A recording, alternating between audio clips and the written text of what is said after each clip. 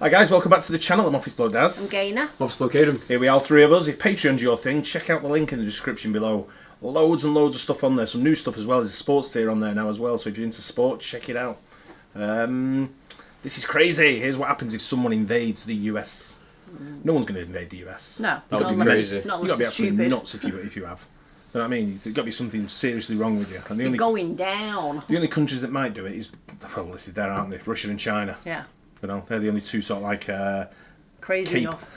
I'd say more capable than anything. Yeah. You know, and crazy enough. Yeah, let's get into it. Go for it. In 2023, the United States topped the list of countries with the highest military spending, allocating $916 billion for defense. The gap was hell huge. of a lot of money in it. China came in second with $296 billion, followed by Russia with $109 billion. But even without the gap, the amount is huge. Just to give you an idea, there are 15 countries. Not sure why it's not pausing on there. What do you think our spend is? About 80 quid in a packet of fags. Cigarettes, I should say. I don't think it will be that low. I It'll be quite a lot. I don't know what our spend is on it. But you're supposed Maybe to spend 1.5. Your military spend is what they're supposed to be. You're supposed to spend a percentage of GDP, aren't you? 5% Trump's trying to push for people in NATO, and I think we're about 3%. Right. I don't think we spend as much as we should do on our military. Right. Countries on this list, and if you add up the spending of 14 of them, you get about $1 trillion. 74. Not much more than what the U.S. alone spent on its own. For those who love numbers, here's another fact. The figure amounted to more than 40% of global military spending that year in the whole world. And it's expected that the amount will only keep growing. By 2033, the U.S. will be spending up to $1.1 trillion on military expenses. But why? I mean, do they really need to spend that much? And does it actually make U.S. defense invincible? This is a complicated military topic. I need some coffee. Why is he dressed like that? An unobtrusive reminder to hit the like button if it slips your mind. And a big thanks to those who understand my wish to stay anonymous. Oh. Throughout U.S. history, only once did another country manage to invade the American capital. The British occupation, although brief, did happen. This was during the Anglo-American War of 1812 to 1815. The British attacked the former colonies after American troops had, in turn, invaded Canada and burned down government buildings. That's the short and simplified summary. Washington, D.C. was picked as a target because of its symbolic significance, easy access from the sea, and the American troops' inability to defend it. Back then, the American Army still seriously lacked experience. And so on August 24, 1814, the forces of both armies met outside Washington, and the British Army easily defeated the volunteer American forces in the Battle of Bladensburg. President Madison and Secretary of State James Monroe almost got captured. Afterward, the British troops set fire to the Capitol, the White House, the Library of Congress, and other government buildings. The next morning, British soldiers were looking for ammo and other supplies to burn, but after an accident with powder barrels killed 30 soldiers, the British decided to leave Washington. The occupation lasted exactly 2 days, but it still had a huge impact because the enemy literally took over the U.S. Capitol and the president's family had to be urgently evacuated. Even though this was the only instance since the War of Independence when a foreign power did something like that, cases of intrusion into the country's territory did happen. For example, this happened during the Mexican War, but the occupation was short. The seized territory was small, and it's pretty hard to call it a full-scale invasion. So it turns out that for over 200 years, the U.S. hasn't fought with another country on its territory. Are there reasons for that? Oh, definitely. But first, let's think about possible attack scenarios. So you don't have to be a great strategist to understand it's best to attack where a country is least defended. If we look at the USA, what do we see? The country's surrounded by oceans on two sides, so we need to choose the right coast to attack. To do that, hold on, I have a list. Here it is. This is what the list of the 10 states with the highest defense spending in the 2022 fiscal year looked like. It's clear that Virginia, Texas, and California are at the top in terms of defense, but it's also worth noting that 7 out of the 10 states on this list are located on the east coast of the country. Moreover, if you look at the map of the USA and how the military bases are located, you can also notice that a lot of them are concentrated on the East Coast, as if it would be more logical to choose the West Coast for an attack.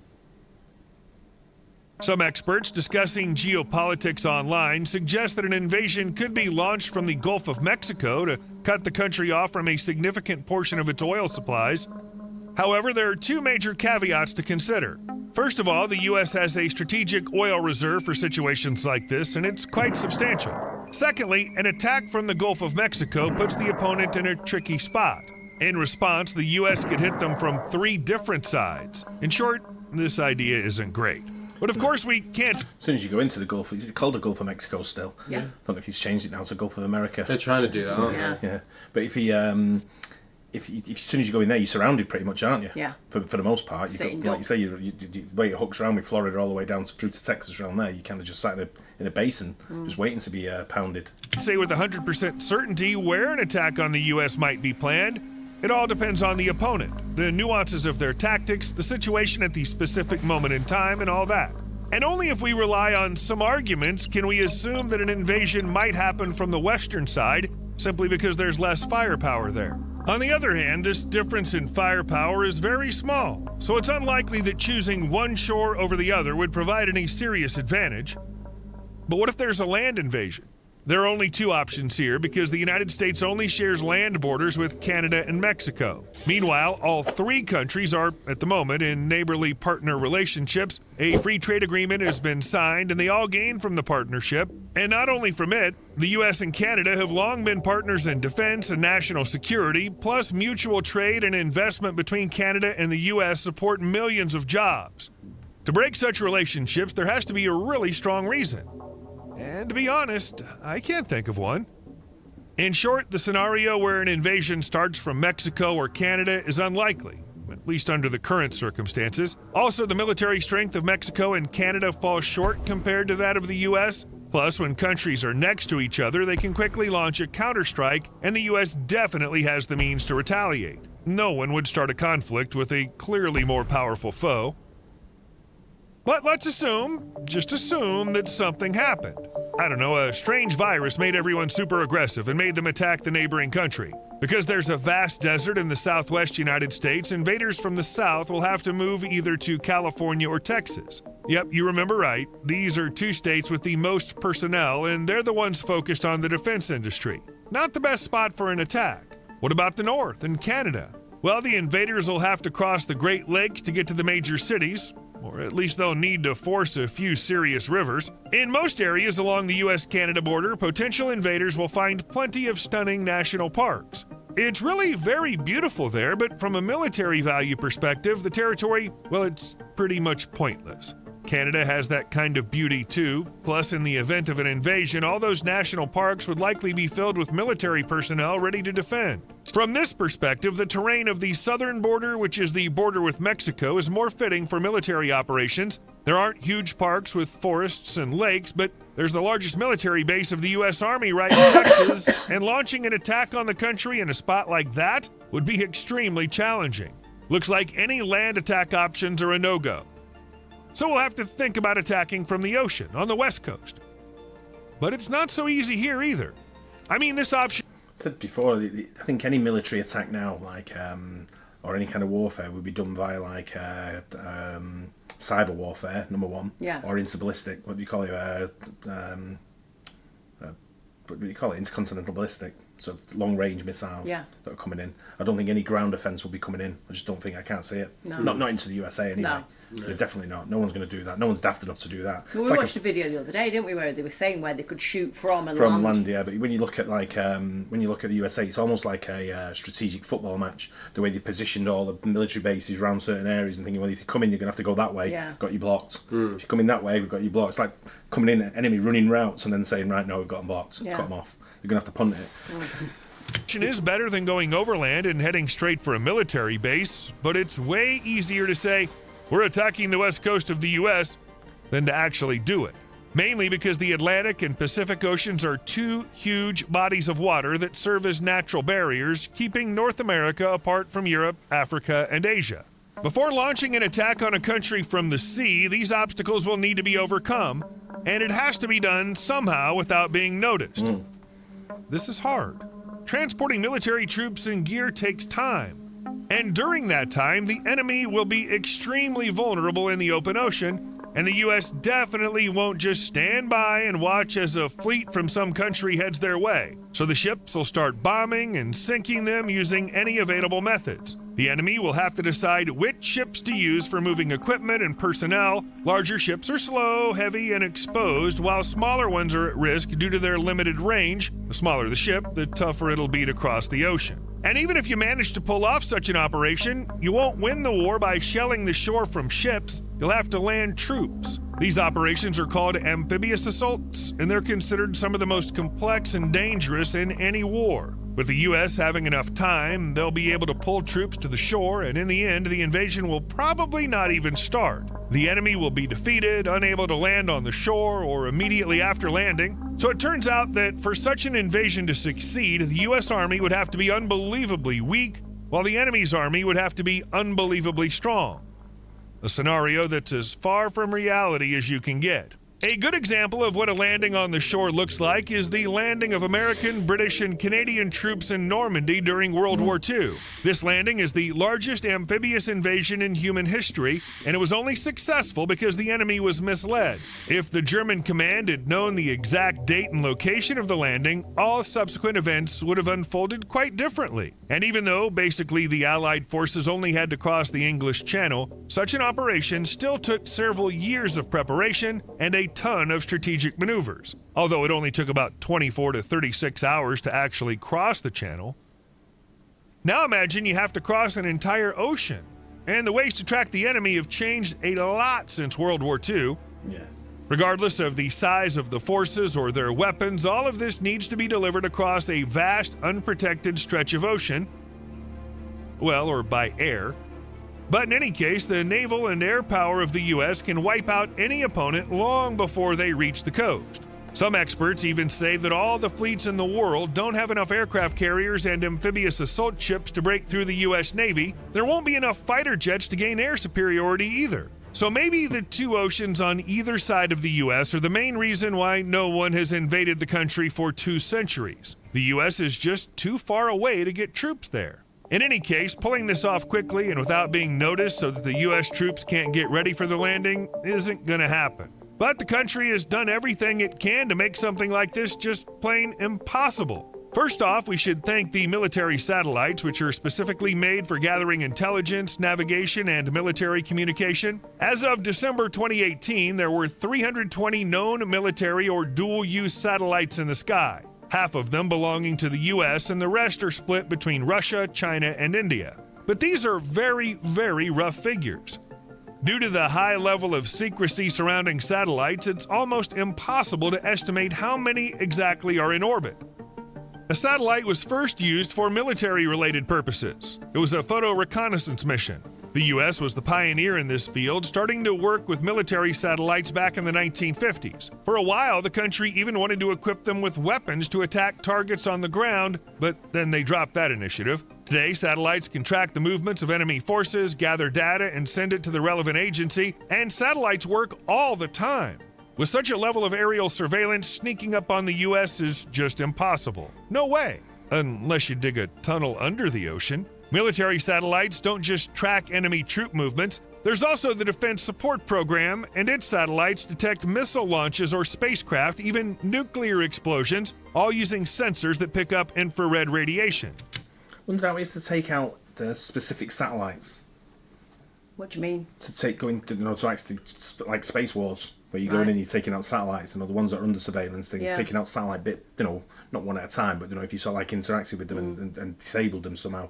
Yeah. I don't know how easy that. I don't know. It's way above my pay grade. Yeah, I was going to say I wouldn't know how you would do it. I'm sure that once it's not rocket science. I don't think it is. I'm sure once they start to come in, they'll get shot down anyway. Yeah, I don't know. I mean, the surveillance is so down to pinpoints now. Yeah, of course it is. No one's getting it. No, you can't move anywhere. Even people like us, not like us, but the general body in the street. They know what you're doing at all times. Oh yeah.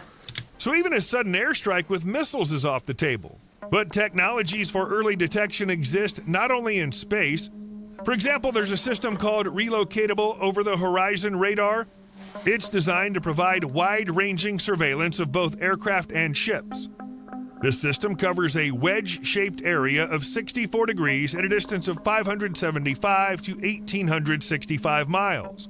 Originally, the system was meant for tracking the movement of ships and planes over the Pacific Ocean during the Cold War. This way, they could coordinate fleet movements well ahead of a fight. How? To put it simply, the system uses atmospheric disturbances to spot incoming threats. Right now, the enemy will also have to deal with the U.S. Navy's 11 nuclear-powered fleet carriers, which will spot the invasion long before it comes to landing on the shore. But there's one more thing that definitely needs to be mentioned in connection with U.S. defense, and that's nuclear weapons. Let's consider a really extreme case where countries suddenly decide that the planet is no longer useful to them, and it's time to use nuclear weapons. The U.S. has about 7,700 nuclear warheads in total, including 1,950 warheads ready for deployment via intercontinental ballistic missiles, submarines, and planes, as well as thousands of others that are in storage or awaiting dismantlement. The closest country in terms of nuclear military power is Russia. They have a bit more warheads, around 8,500, but only 1,800 of them are operational. For comparison, China has about 250 nuclear warheads, a bit less than France, which has 300, and a bit more than the UK, which has 225. At the same time, a nuclear war with any country that has a decent capability is mutual assured destruction. This is not a metaphor or an exaggeration. It's a specific existing term. It refers to the doctrine from the Cold War, according to which the use of weapons of mass destruction by both sides would lead to the complete destruction of both sides. Within this doctrine, it's impossible and pointless to suddenly strike the opponent with a massive nuclear strike. Everyone will just die. There will be no winner. So no country really has a decent incentive to nuke the U.S. It would just lead to mutual destruction. Yeah. By the way, that's one hell of a strong deterrent. And no, taking out all American nuclear weapons beforehand won't work either. If you believe the experts, it's practically impossible to eliminate the U.S. nuclear arsenal because it's based on a triad of land, air, and sea delivery systems. In short, you'll have to deactivate weapons from several types and at several locations all at once. For example, ballistic missiles launched from submarines are considered the most effective element of the U.S. nuclear deterrent since some of them are always out at sea. Ground-based missiles are also hard to eliminate since they're in fortified silos deep inside the country. You have to be really lucky as a saboteur to get in there. So it looks like for attacking the U.S. with nuclear weapons, the enemy needs to create their own missile defense system. No modern technology can pull that off. Well, all's clear when it comes to nuclear weapons. If they're used, there's only one scenario. Let's picture some kind of military miracle. Enemy forces cross the ocean without anyone noticing, then they manage to land smoothly on the west coast of the U.S. What a stroke of luck! What's next? Well, specialists and just people with good imagination believe that the country is going to be safe thanks to its geography. It's because of geography that the U.S. is never likely to be successfully captured by any foreign power. Look at the map. The continental part of the USA is huge. I mean, it's just gigantic. No matter which side the enemy invades the country from, they'll find the same huge variety of landscapes: forests, swamps, mountains, deserts, river systems, canyons. Different landscapes mean different conditions for fighting. To fight effectively, special training and sometimes equipment are needed for each landscape, not to mention the logistics of moving troops through these forests, swamps, mountains. Well, you get it. Depending on the area, different types of forces need to be used, and the invader will have to quickly adapt on the ground. At the same time, the American military in the same area will... Forget about the military for a minute. You mentioned sort of like trying to get through some states in the USA with like a, I don't know, if a military invasion, you try to get through Texas. Yeah. Let's say, for instance, you did sort of like land in Galveston or wherever, right? The You're locals thinking, would right, probably... locals will take them out. You know, the military. Right. You'd be like, everyone will be like, Arsenal I got this. Yeah. Yeah, everyone will be out. Yeah, forget it. You've seen some of the Arsenals we watched the other day on Yeah. that guy in the, what was his name, the Collector, how much he's got. Yeah. He's got more. He's probably got more weaponry than most countries. There's no chance. You're not going to beat just the regulars. No. will already be prepared for everything. And imagine what it's like to advance through open areas like deserts and plains. For American aviation, California as well. Yeah, held go up through with Death all that. Valley and all that. The guy yeah. walking down the road with his shopping trolley, Yeah. with like, I don't know, his shopping cart with all his shit in it, going, "You got a spare change, dude?" You know what I mean? He'd be like, "What?" the enemy is like a target at a shooting range. Military analyst Dylan Lerke suggests that the combined military potential of the rest of the world would be insufficient to even get a foothold on the continental United States. And the key word here is get a foothold, because it's not enough to successfully land in someone else's country. You need to advance troops inland, capture, and then also hold territories. In this territory, there are not only civilian facilities, but also military bases. According to their own public estimates, the U.S. has 598 military facilities in 40 countries, as well as 4,461 bases within the states. This is a list of the countries where U.S. military bases and facilities are located. I reckon if you put the USA against the rest of the world, the USA just take it out anyway. Yeah. I mean, they've got nothing in South America, though, right? Yeah, true. Along with a large number of bases in Germany, the U.S. has major military facilities in Qatar and Diego Garcia Atoll, as well as in Japan and South Korea. The U.S. Armed Forces have about 1.4 million active duty personnel and 850,000 reservists. But some of these people are scattered around the globe, stationed at U.S. bases, overall about 10%. The rest of the military are inside the country, and they'll fight. Moreover, many of these soldiers have real combat experience, and that might even be more important than all the technology and equipment. If you look at the military conflicts that have happened in the last 20 to 30 years, you can see that the U.S. has been involved in many of them one way or another. We're not considering the moral side of the issue right now, just the facts, okay? In addition, there were two wars where the U.S. was really involved as a fighting party, the Iraq War and the Afghanistan War. The first one ended in 2011, the second in 2021, so pretty recently. I don't think I'll be wrong if I assume that the country and its commanders gained practical experience, and considering that the war in Afghanistan lasted from 2001 and it's the longest war in U.S. history, there was plenty of time to gain experience. Not to mention that wars involving the U.S. are also a testing ground for new technologies that can later be used for the defense of their country. And don't forget about the civilian population in the States, people who also have guns. There you go. Guns that these people know how to use. You can often see a quote on the internet that's attributed to Isoroku Yamamoto, the commander-in-chief of the combined fleet of the Japanese Empire during World War II. Here's the quote. "You cannot invade mainland United States. There would be a rifle behind every blade of grass." In fact, there are no records that the commander-in-chief of the Japanese fleet ever said these words. However, this quote describes the situation in the U.S. pretty accurately.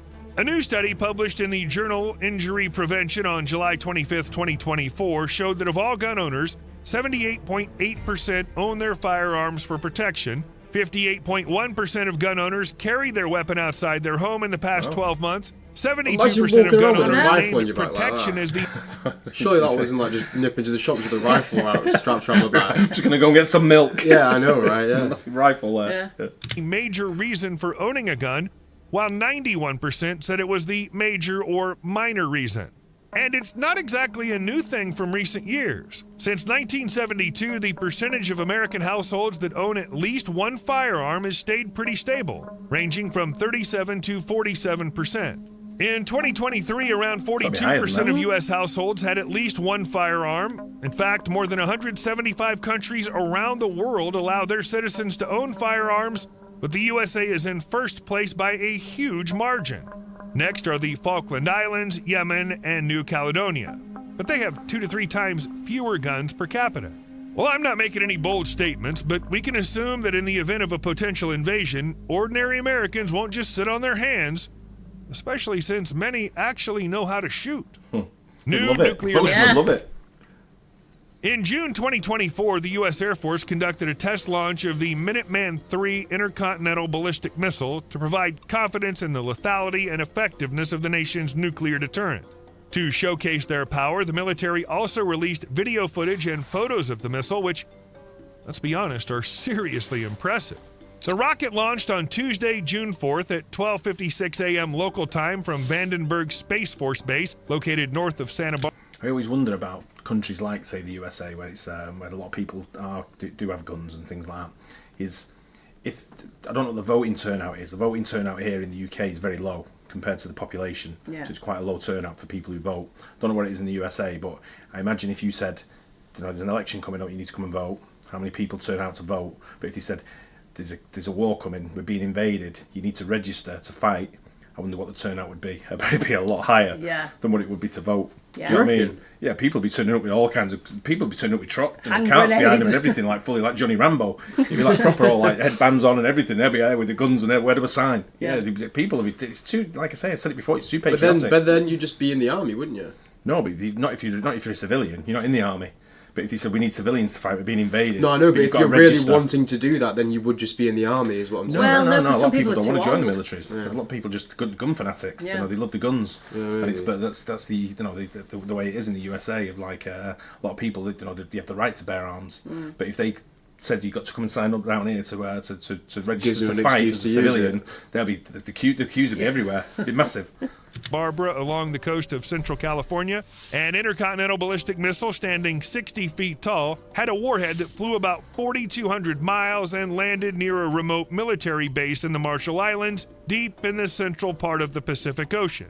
The truth is, there wasn't an actual nuclear charge in the missile. They were testing a non-nuclear bomb after all. The U.S. Air Force claims that this test is not the result of current world events, noting that over 300 similar tests have been conducted in the past. They don't mean that the world is on the brink of World War III. On the contrary, they emphasize once again that it won't happen. About 400 intercontinental ballistic missiles, Minuteman III, are currently stationed at Air Force bases in Colorado, Montana, Nebraska, North Dakota, and Wyoming, where they've been on combat duty for more than 50 years. Microwave weapon against drones. The U.S. Navy plans to test its first powerful microwave weapon aboard a naval vessel as early as 2026. The experimental weapon, known as the Meteor Project, will emit beams of intense electromagnetic energy to disable the electronics of drones. This will help avoid wasting ammo on shooting down such tech. Luckily, something like energy can't run out, unlike bullets, for example, and each shot is relatively cheap, in theory. Microwave weapons are part of the U.S. military's interest in directed energy systems. Yeah. This is a new type of weapon that can hit targets without solid projectiles. Along with microwaves, this includes things like lasers, sound waves, and even particle beams. Actually, the manufacturer of directed energy weapons, Epirus, is already supplying the military with powerful microwave capabilities designed to take out drone electronics. And now the Navy's getting ready to test how well the company's technology handles taking out unmanned surface vessels. Other countries, by the way, are also ramping up their production of directed energy weapons. Recently, the UK showcased its Dragonfire system, basically a giant laser cannon capable of taking down airborne targets. And we're talking about really small targets at a range of 0.6 miles. Future technologies as they are. You owe me a like. See you later. Brilliant. That's proper interesting. Yeah, they are interesting, them videos, and they're the videos that watch me to sort of like get an opinion of someone who's sort of like in country or wherever. Yeah. But what you've got them microwave. We did a video with the office blokes about crazy weaponry that's not used type thing, and some of the stuff you see what they're working on and whatever is just like you'd think, wow, Yeah. it's proper out there, and that's one of them. The microwave sort of Maybe all those lasers and stuff. drones over New Jersey, that's what they were testing. The testing. I suppose I thought we were going to find out about that. I've not heard anything on No, that. I've not. But, I've not really paid much attention to the news last 2 days. But there you go, eh? I don't think it'll ever happen. No? I think the only way it's going to be wouldn't think so, would cyber and intercontinental. You know, is the only way. Anything's going to happen. Yeah. But I don't think anything's going to No, happen I don't anyway. either. But there you go. Hope you guys enjoyed that. Don't forget to like and subscribe. And see you on the next one. Cheers. Bye.